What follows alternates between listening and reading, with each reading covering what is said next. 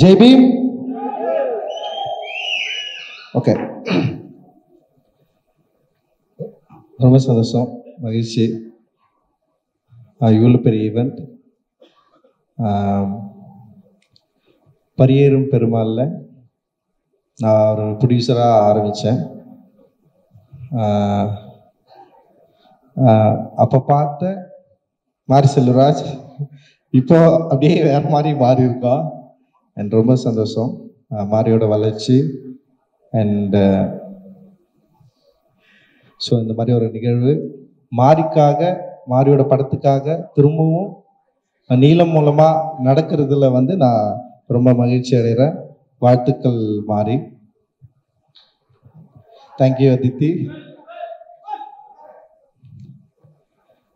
Aditi, we met Bombay and you saw Kala back to back, right? So Aditi, she is my fan. That is why she wants to work with me. She wants to make a movies and social என்ன சொல்றது, சமூக அரசியல் அடிப்படையாக இருக்கிற திரைப்படங்களை என் கூட சேர்ந்து படையெடுக்கணுன்ட்டு தமிழ்நாட்டில் நிறைய பேர் வந்தாங்களான்னு தெரியாது. But Bombay, she will come and she came for me and my thought, what I believe, philosophy. And thank you Aditi. And so wonderful. We did a lot and we have to do a lot. And thank you Samir sir. And Pramod, ரொம்ப நன்றி. பிரமோத்துக்கு வந்து சீனிவாசன் வந்து சொன்னாருன்னு நினைக்கிறேன், இல்லை உங்களை introduce பண்ணது. So Srinivasan மூலமாக நான் அவங்கள வந்து மீட் பண்ணேன். அண்ட் பிரமோத் தான் I made Sameer sir. And Sameer sir, you believe me. And நான் என்ன என்ன விஷயம் நான் சொல்ல விரும்புகிறேன்னா, அண்ட் சமீர் சாருக்கும் நான் என்ன யோசிக்கிறேனோ அண்ட் நான் என்ன பிலீவ் பண்ணுறேனோ இந்த socio பாலிட்டிக்ஸை he understood and that is why he wants to support me. அதுதான் வந்து ரொம்ப முக்கியமானதாக நான் வந்து நினைக்கிறேன். அண்ட் ரொம்ப ரொம்ப நன்றி. Thank you Sameer sir and entire applause team. And Sunil, such a sweet boy, man. Sweet man. Always, no, you have a lot of positivity and such. Thank you. Your support is wonderful, amazing. Thank you. And Prasoon and whoever involved, everyone from Applause. And we've been doing we already we finished 2 movies and we need to do a lot. Thanks for your support, thanks for believe me. And also this movie, we quoted on budget, but little over budget, but you never asked me, you never texted me, nothing. Thank you, you believe me a lot. And after saw the Bison, you sent us some message and the film was awesome and amazing. You just felt like very emotional. And that time I got okay, fine. He spends money and he loved the movie, right? That is enough. Thank you Samir sir. And ரொம்ப மகிழ்ச்சியாக இருக்குது, சந்தோஷமாக இருக்குது. எனக்கு தெரியல நான் ஏன் படம் எடுக்க வந்தேன்னா அதுக்கு எனக்கு பல காரணங்கள் இருக்குது, பல யோசனைகள் இருந்தது. அந்த யோசனை மூலமாக தான் நான் படம் எடுக்க வந்தேன். ஆனால் நான் எடுக்க வந்ததுக்கப்புறம் இப்போ என்ன மாதிரி யோசிக்கிற நிறைய பேர் இருப்பாங்க அப்படின்னு தெரியும். அப்படி தான் நான் மாரி செல்வராஜை வந்து ஃபர்ஸ்ட் டைம் வந்து நான் பார்த்தேன். ராம் சார் தான் மாரி செல்வராஜ் என்கிட்ட அனுப்பிச்சி வச்சார். மாரி செல்வராஜ் வந்து என்னுடைய மெட்ராஸ் திரைப்படத்து மேலே மாரிக்கு விமர்சனம் இருக்குதுன்னு தான் சொல்லியே எனக்கு அனுப்பிச்சார். மாரிக்கு வந்து இந்த படத்து மேலே ஒரு விமர்சனம் இருக்குது, அதனால் நீங்கள் அவங்ககிட்ட பேசுங்க அப்படின்னு சொல்லிட்டு தான் அனுப்பிச்சார். அப்படி தான் வந்து மாரி நான் வந்து ஃபர்ஸ்ட் வந்து நான் வந்து மீட் பண்ணேன். மாரியை எனக்கு என்ன பிரச்சனைனா, மாரி நான் ஃபர்ஸ்ட் டைம் பார்த்தேன்ல, இன்னுமே அப்படியே பார்த்துட்டு இருக்கிறேன். ஆனால் மாரி வளர்ந்துட்டான், மாரி நிறைய படம் பண்ணிட்டான். அண்ட் மாரிக்கு வந்து இந்த ஃபிலிம் இண்டஸ்ட்ரிலையும் சரி ஒரு பொசிஷன் கிடைச்சிருக்கு. பட் ஆனால் நான் என்ன பார்க்குறேன்னா வந்து திரும்பவும் நான் வந்து அதே பழைய மாதிரியே பார்க்குறேன்னா அது வந்து எனக்கு சம்டைம்ஸ் வந்து இந்த மாதிரி இல்லையா அவன் அந்த மாதிரி ஆச்சு அப்படிலாம் நான் வந்து யோசிக்க ஆரம்பிச்சிடறேன். ஸோ அது என்னுடைய ஃபால்ட்டு தான். அது நான் அதை புரிஞ்சுப்பேன். ஏன்னா நான் எப்பவுமே வந்து என்ன சொல்கிறது, மனுஷங்களை தவிர வேறு எதுவும் நம்புகிற ஆள் கிடையாது. நான் மனிதர்கள் மட்டுமே நம்பி நான் இருக்கிறேன் நான். ஸோ அந்த மனிதர்கள் நம்புகிறப்போ மனிதர்கள்கிட்ட இருந்து எனக்கு என்ன கிடைக்குதோ அது வந்து திரும்ப கிடைக்கலன்னா நான் கொஞ்சம் அப்படியே டைலட் ஆகிடும், அப்படியே கொஞ்சம் யோசிப்பேன், அந்த மாதிரி சில விஷயங்கள் வந்து மாறிக்கிட்ட நான் எதிர்பார்த்துருக்கிறேன். பட் ஆனால் மாரியை நான் எங்கே வியக்கிறேன்னா, மாரியோட கோவத்தை வந்து ஆர்ட்டாக மாற்றுறாங்க. ஸோ அது வந்து ரொம்ப முக்கியமானதாக நான் வந்து பார்க்குறேன். பைசன் படத்தை வந்து நான் பார்த்து முடிச்சதுக்கப்புறம் நான் வந்து அவன்கிட்ட பெருசாக இப்போ வரைக்கும் நான் சொல்ல எனக்கு சில குறைகள் இருந்தது. நான் அதை அவன்கிட்ட நான் வந்து சொன்னேன். ஸோ இதெல்லாம் இருக்குது, இப்படி இருக்குது, இதை பண்ணலாம், சரி பண்ணலாம் அப்படின்னு சொன்னேன். பட் என்ன நான் அந்த படத்தை பார்த்து வியந்தேன்னா, ஒரு திரைப்படத்தை அதோட மொழியை கையாளுற லாவகம் வந்து ஒரு 5வது படத்தில் வந்து பயங்கரமாக மாறிக்கு வந்திருக்கிறத வந்து நான் பார்த்தேன்னா, ஐ ஃபீல் லைக் அந்த அந்த காம்போசிஷன், அந்த கேரக்டரை நிற்க வச்சது, சஜஷன் ஷாட் அவன் கட் பண்ணது, சில இடங்களை கட் பண்ணது, அப்புறம் வந்து அந்த இந்த லேண்ட்ஸ்கேப்பை திருப்பி திருப்பி நமக்கு காட்டினாலுமே அந்த லேண்ட்ஸ்கேப் கூட நமக்கு ஒரு ரிலேஷன்ஷிப்பை வந்து கிரியேட் பண்ணுறது, அந்த சினிமா மொழியோடைய அடர்த்தியை வந்து நம்மக்கிட்ட வந்து அப்படியே தள்ளிக்கிட்டே இருக்குது அப்படின்னு சொல்லிட்டு ஒரு மொழி மேலே ஒரு காத்திரமான ஒரு அஃபெக்ஷன் இருக்கிற ஒரு ஆர்டிஸ்டால மட்டும்தான் இது தொடர்ந்து அதுக்குள்ளே போகவே முடியும். இப்போ நான்லாம் வந்து அட்டகத்தி நான் ஒரு படம் பண்ணேன், அதுக்கப்புறம் திரும்ப என் லைஃப்பில் நான் இன்னும் போகவே இல்லை. நான் திரும்ப போகணும்னு நினைப்பேன். ஆனால் எனக்கு என்ன போகடாமல் தடுக்குதுன்னா, நான் நம்புகிற தத்துவங்களும் அப்புறம் நான் ஒரு ஆர்டிஸ்டாக ஒரு அருப எல்லைக்குள்ளே வந்து நுழைஞ்சு நான் வந்து என்னை எக்ஸ்ப்ளோர் பண்ண ட்ரை பண்ணிட்டே இருக்கிறேன்னா, அதனால் என்னை வந்து என்னென்னா திரும்பவும் ஒரு ரஞ்சித்தோட லைஃபுக்குள்ளே போயிட்டு நிற்கிறதுக்கு எனக்கு வந்து பிடிக்கவே இல்லை. அது என்னை வந்து நான் வந்து வெளியே வந்துட்டேன். பட் எனக்கு வந்து ஃபஸ்ட்டு மாரி மேலே ஒரு விமர்சனம் இருந்தது. ஏன் மாரி தொடர்ந்து இதையே பண்ணிட்டுருக்கான், மாரி ஏன் இதையே பேசிகிட்டே இருக்கா, அதாவது என்னென்னா ஒரே லைஃபே காட்டிகிட்டே இருக்கிறான் அப்படின்னு எனக்கு தோன்றப்போ வந்து மாரியோட சில இன்டர்வியூ நான் வந்து அப்பப்போ நான் கேட்பேன். அப்படி கேட்குறப்போ மாரி சொல்கிறது தான், பல கதைகள், சொல்லப்படாத கதைகள் இருக்குது அவனுடைய வாழ்க்கையில் அப்படின்ற பல என்ன சொல்கிறது எமோஷ்னலான இடங்கள் இருக்குது, பல துண்டு கதைகள் இருக்குது அப்படின்னு சொல்கிறப்போ இது எல்லாத்தையும் வந்து ஒரு ஆர்டிஸ்ட் வந்து சொல்லிக்கிட்டே இருக்கணுமானோ எனக்கு தோணும். ஏன்னா ஆர்ட்ன்றது வந்து ஒரு சமயத்துக்கு அப்புறம் அப்படியே இன்டர்பியர் என்ன சொல்கிறது அப்படியே வளர்ந்து வேற ஒன்றா மாறி அப்படி போகணும்ல, அப்படி தான் நான் வந்து யோசிப்பேன் நான். பட் ஏன் மாறி வந்து ஒரே இடத்துல நிற்கிற மாதிரி எனக்கு தோணிகிட்டே இருக்கும். பட் ஆனால் மாறி அந்த ஒரு இடத்துல இல்லை, தன்னுடைய உலகத்தை வந்து பயங்கர பெருசாக மாற்றிட்டு இருக்கிறதா நான் வந்து ஃபீல் பண்ணுறேன். ஆக்சுவலி என்னென்னா, ஃபஸ்ட்டு மாரி செல்வராஜுக்கு கிடைச்ச அந்த பரியேறும் பெருமாள், இப்போ பைசனுடைய வேர்ல்டை நம்ம பார்க்குறப்போ பைசனோட வேர்ல்டு வந்து பயங்கர எக்ஸ்பேண்ட் ஆகிருக்கு. அந்த எக்ஸ்பேண்ட் ஆகிருக்கிறதுல வந்து அந்த விஷுவல் லாங்குவேஜ் வந்து பயங்கரமாக எனக்கு வந்து ரொம்ப பிடிச்சிருந்தது. ஐ ஃபெல்ட் நான் வந்து அந்த விஷுவல் லாங்குவேஜுக்குள்ளே தான் நான் வந்து மாட்டிக்கிட்டேன். பீயிங் ஆர்டிஸ்ட் எனக்கு வந்து ஒரு என்ன சொல்கிறது, எனக்கு படம் பார்த்துட்டு வந்து பிடிச்சிருக்கு பிடிக்கலன்னு சொல்கிறத விட எனக்கு என்னென்னா, எனக்கு எவ்வளவு அந்த படம் என்னை வந்து இன்ஃப்ளூயன்ஸ் பண்ணுது அப்படின்றத நான் பார்ப்பேன். இன்ஃப்ளூயன்ஸ் மீன்ஸ் வந்து அது என்னை கொண்டாட்டமாக ஆக்குது. சில படங்கள் எனக்கு பயங்கரமாக பிடிக்கும், பட் ஆனால் அந்த படத்தை உடனே மறந்துடுவேன். ஒரு சில படங்கள் வந்து என்னால் பாதி கூட பார்க்க முடியாது, பட் அந்த படம் எனக்கு ரொம்ப தூரமாக என் கூடவே ட்ராவல் பண்ணும். ஸோ அந்த மாதிரி தான் நான் வந்து சினிமாவை நான் பார்க்குறேன். சினிமான்றது வந்து சும்மா ஏதோ ஒரு ஒர்க்காக பார்த்தா நான் வந்து பண்ணலாம், அது பயங்கரமான ஒரு ஆர்டிஸ்டிக் ஒரு மீடியமாக நான் பார்க்குறேன். ஸோ அந்த மீடியமை மாறி இப்போ வந்து பயங்கரமாக அதுக்குள்ள அதை கையாளுற ஒரு இடத்துக்கு வந்திருக்கிறதா நான் வந்து பார்க்குறேன். அது பைசனில் வந்து பயங்கரமாக அது தெரியுது. வாழ்த்துக்கள் மாறி, ரொம்ப ரொம்ப சந்தோஷம். உன்னை நான் மனசார உண்மையிலே வந்து நினச்ச வாழ்த்துறேன்.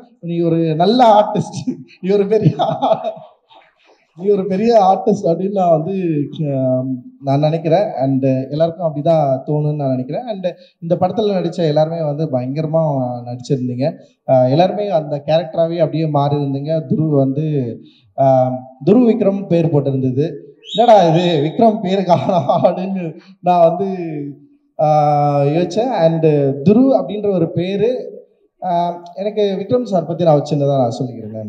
எனக்கு நான் என்னுடைய திரைப்படங்களில் நடித்த நிறைய நடிகர்களை பார்த்து பயங்கரமாக மிரண்டு போயிருக்கிறேன். எனக்கு வந்து ஆர்டிஸ்டோட தான் நடிக்க எனக்கு வந்து பிடிக்கும். ஆர்டிஸ்ட் மீன்ஸ் வந்து நடிப்பை வந்து பயங்கரமாக என்ஜாய் பண்ணுறவங்க கூட தான் வந்து என்னால் ஒர்க் பண்ணவே முடியும். அது வெறும் ஒரு தொழிலாகவோ இல்லை வியாபாரமோ எனக்கு அப்படி இருக்கிறவங்க கூட நெருங்கவே முடியாது. நான் பார்த்தா பயங்கர எக்ஸ்ட்ரானரி ஆர்டிஸ்ட் 2 பேர் இருந்தாங்க. அதில் ஒன்று வந்து இங்கே இருக்கார் அண்ணன் பசுபதி அண்ணா வந்து இருக்காரு. நான் மறந்து போயிருக்கேன். ஏன்னா பசுபதி என்ன சொன்னார், ஒரு இயக்குனர் என்ன சொல்கிறாரோ அதுதான் நான் செய்யணும்னு சொல்லுவார். நான் வந்து நடித்து காட்ட மாட்டேன். பசுபதி அண்ணன்கிட்ட நான் இன்னைக்கு வரைக்கும் என்னுடைய ஆர்டிஸ்ட் கிட்ட நான் நடித்து காட்டினதே கிடையாது. ஆனால் நான் என்ன சொல்லுவேன்னா, ஒரு ஆர்டிஸ்ட்டுக்கு ஒரு நடிகருக்கு ரொம்ப முக்கியமான ஒரு தன்மையே வந்து இயக்குனருக்கு என்ன வேணுன்றதை வந்து அவர் புரிஞ்சுக்கிட்டு தன்னோட உடல் மொழியில கொண்டு வரணும் அப்படின்னு தான் நான் வந்து விரும்புவேன். ஸோ நான் நடிச்சு காட்டினா என்ன மாதிரியே அவர் நடிச்சிருவாரு. பட் ஆனால் வந்து நான் நடிச்சு காட்ட மாட்டேன். நீங்களே பண்ணுங்கண்ணான்னு சொல்லுவேன். அண்ட் வந்து அவர் சார்பட்டா பரம்பரையில் வாத்தியாரா அவர் பண்ணது, ரங்கன் வாத்தியாரா பண்ணது வந்து எக்ஸ்ட்ராடினரி ஒர்க்கு. அண்ட் அதை விட எனக்கு தங்கலான்ல அவர் பண்ணதை தான் நான் மிரண்டு போனேன். நான் இப்படி ஒரு ஆள் அதை பண்ண முடிஞ்சதுன்னு சொல்லிட்டு அந்த பசுபதி அண்ணனை நான் மிரண்டு பார்க்குற ஒரு ஆள். அதுக்கப்புறம் வந்து நான் மிரண்டது என்னன்னா, உண்மையிலேயே வந்து சியான் விக்ரம் சார் தான் வந்து எக்ஸ்ட்ராடினரி ஆர்டிஸ்ட். அவரு எனக்கு தெரியல, தங்கலான் அவருக்கு எத்தனாவது படம் தெரியல, எனக்கு ஒரு 6வது படம் அப்படின்னு நான் நினைக்கிறேன். பட் அவருக்கு எத்தனாவது படம் தெரியல. நான் அவர்கிட்ட கேட்டேன், நீங்க எதுக்கு இவ்வளவு கஷ்டப்படணும், இவ்வளவு வருஷத்துக்கு அப்புறம் இத்தனை படம் நடிச்சதுக்கு அப்புறம் நீங்க எதுக்கு இவ்வளவு உடல் உழைப்பு தரணும் அப்படின்னு நான் கேட்டேன். நான் எது உங்களை வந்து டிரைவ் பண்ணுது, எது உங்களை வந்து தூண்டுது, எது வந்து உங்களை வந்து புஷ் பண்ணுது, நீங்க இப்படி நடிக்கணும்னு சொல்லிட்டு உங்களை எது வந்து உங்களை சொல்லுது அப்படின்னு சொல்லிட்டு நான் அவர்கிட்ட நான் கேட்டேன். அப்போ அவர் வந்து அப்படி இல்லை, ஆக்டிங் பற்றி அப்படியெல்லாம் பயங்கரமாக சொன்னார். பட் ஆனால் எனக்கு என்ன தோணுச்சுன்னா, தங்கலான் படத்துக்கு அப்புறம் வந்து அவருக்கு இந்த சமூகம் தர வேண்டிய ஒரு மரியாதையை தந்துதா அப்படின்னா வந்து நிச்சயமா இல்லை. அவருக்கு வந்து பெருசாக அங்கீகாரம் யாருமே தரல. ஏன்னா ஒரு படம் வணிக ரீதியான வெற்றி இல்லை அப்படின்ற இடத்தோட ஒரு நடிகனுடைய நடிப்பு நின்றுதா அப்படின்னா எனக்கு ஒரு பெரிய கேள்விக்குறியே இருந்தது. அண்ட் தங்கலான் படத்தில் அவர் நடித்தது வந்து எந்த விதத்திலும் குறைவில்லாதது. ஒருவேளை வந்து டிரெக்டரா நான் வந்து அந்த படத்தை கரெக்டாக மக்கள்கிட்ட கொண்டு போய் சேர்க்கறது என்னுடைய மொழி வந்து சிக்கலாக இருந்திருக்கலாம். பட் அந்த தங்கலான் கதாபாத்திரத்தில் சியான் விக்ரம் ஏற்று நடித்த அந்த உடல் மொழி இருக்குல்ல, அது பயங்கர எக்ஸ்ட்ராடினரியான ஒரு ஒர்க்கு.